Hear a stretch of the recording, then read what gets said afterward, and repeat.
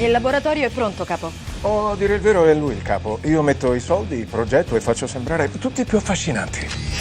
The filming is great. It's like summer camp. It doesn't feel like work at all. That just happened. In this one, we're together a lot, which is great for us, terrible for Joss, because it's tough to wrangle 10 crazy actors that love each other. Them having that kind of comfortable ease with each other is a delight. Every now and then, it's an exhausting delight. I never want to work with these kids, but I'll get them there. There's a real sense of unity. Mostragli l'argenteria. È molto più di un trucco. This movie is incredibly fun and thoughtful, and it's my seal of approval. Capitano, nemici in arrivo. Sono già arrivati.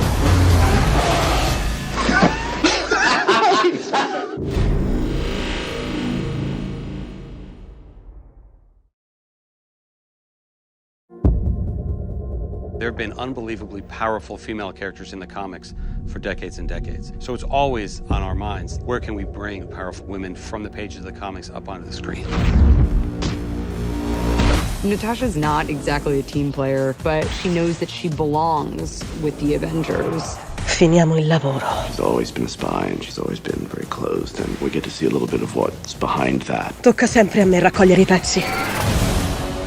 Joss is really interested in creating another female character that is strong. Se uscirai da quella porta, tu sei un Avenger. Through Scarlet Witch and Black Widow, we're like broadening the world. Non fatelo. Quale altra scelta abbiamo? I think it makes the audience more invested in the future of these characters, so that's pretty cool.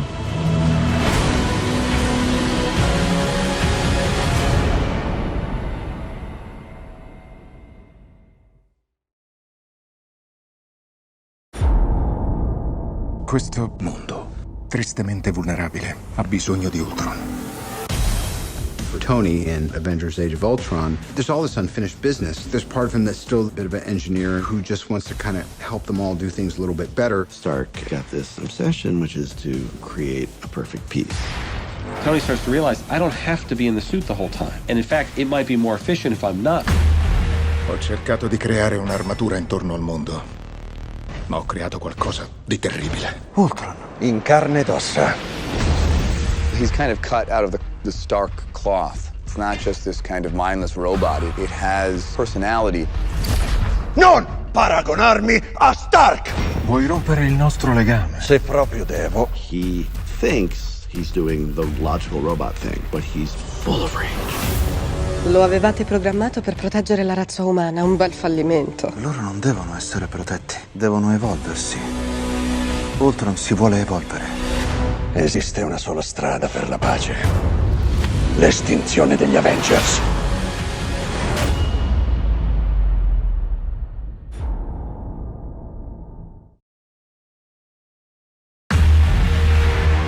In this film, I'm introducing massively important new characters, the Scarlet Witch and Quicksilver. They are brother and sister. He's fast and quick and anxious, and she's grounded and thoughtful. Wanda e Pietro Maximoff, gemelli, orfani a 10 anni, una granata distrusse il loro palazzo. They only have one another. It's kind of just them against the world. Quicksilver is very fast or almost as fast as a bullet. He's quick at everything, like he's quick-tempered. Everyone goes so slow for him. Questa ti era sfuggita? And then Scarlet Witch, she got telekinesis, she can move things, and she can get inside your head so that all your worst fears or doubts come to the fore. Ma Maximoff ti sta manipolando, Star. What's so interesting to me is how connected she is and how grounded she is with the universe and how much power she has without realizing it. She messes with all the Avengers to such an extent that they have to go somewhere and come back as a unit. Come pensavate di sconfiggerlo? Insieme. It does take a while for us to understand who can be trusted and who can't, and who's on our squad and who isn't.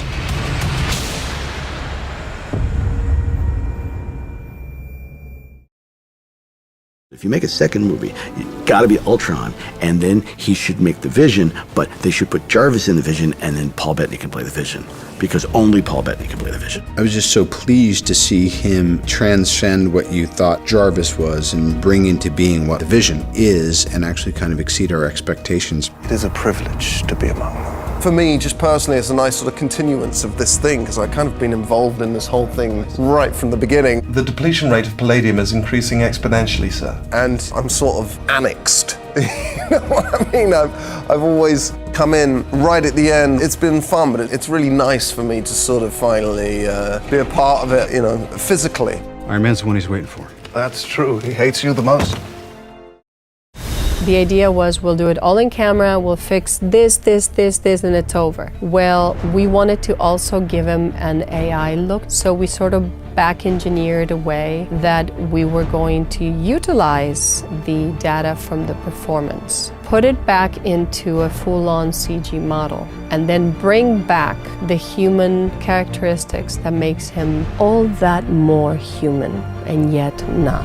There's an expression that we use in visual effects as well as other, robotics and things called the uncanny valley. And this is when people trying to create human beings as CG characters or robots. And the closer you get to reality, the harder it is to make them look believable. But what we're trying to do in many ways is we're approaching the uncanny valley from the other side. So we're starting with a real human in Paul Bettany, and we're adding CG to him. If you look at his eyes, if you look at his lips, if you look at his face, you feel the human feelings that we do when we emote, and yet there is that moment where you go, oh, he could be full-on AI, is he?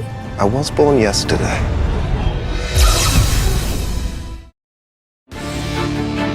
Just came to show me the initial drawings and stuff. I totally flipped, and I didn't think for a minute what that was actually going to mean to me physically in terms of how we were going to achieve that on a daily basis.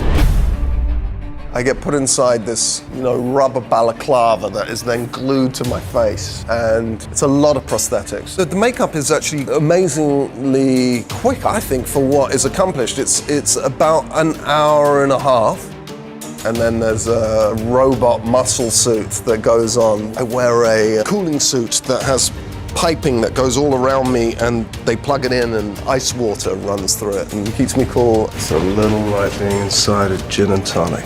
I can't hear very well because I've got this thing over my head, and there's only this much of my own skin showing. It took me a couple of days to figure it out. We made a few holes so I could sort of hear conversation, and I read a lot. Since we've been building the Marvel Cinematic Universe, we've been building to this idea of the Infinity Stones. And what's fun about the Infinity Stones in the comics, or the Infinity Gems as they were known initially, is that there's like this huge, incredibly powerful set of MacGuffins, for lack of a better word, that kind of existed on this cosmic level and represented the culmination of the whole Marvel Universe. We hit upon the idea years ago that we could make the Infinity Gauntlet the big thing that's overarching in the entire Marvel Cinematic Universe and kind of culminate in an Infinity War movie. Thanos has always been sort of grand puppet master because he really is a god. Even more than Thor, he is like a supreme being of evil. And so the idea that he was the prime mover behind all of this just seemed natural. Once that gauntlet's filled and he's got all the stones, then anything's possible. When it comes down to Pietro, we went through a very large number of testing and looks so that we can feel that it was organic. We didn't want it to be about the effects per se, so we looked at various blurs and trails. We ended up with something which I think is pretty simple but also pretty sophisticated and sort of elegant as a solution for Pietro. There's this blue streak trail. When I run fast, you'll see that if the light catches it, it'll have that kind of sort of a lightning bolt sort of strike. See pictures of Scarlet Witch, and she's always like that. So we have these images and these red balls around her hands for some sort of fire energy. And Joss really wanted me to work with a dancer. It changed a lot, the conversation about how Scarlet Witch would move, kind of creating a vocabulary. We took her power and said, okay, she's got telekinesis, she can move things, she can have a little bit of energy, kind of shielding or pushing, and she can get inside your head and tweak it so that all your worst fear is going to come to the fore.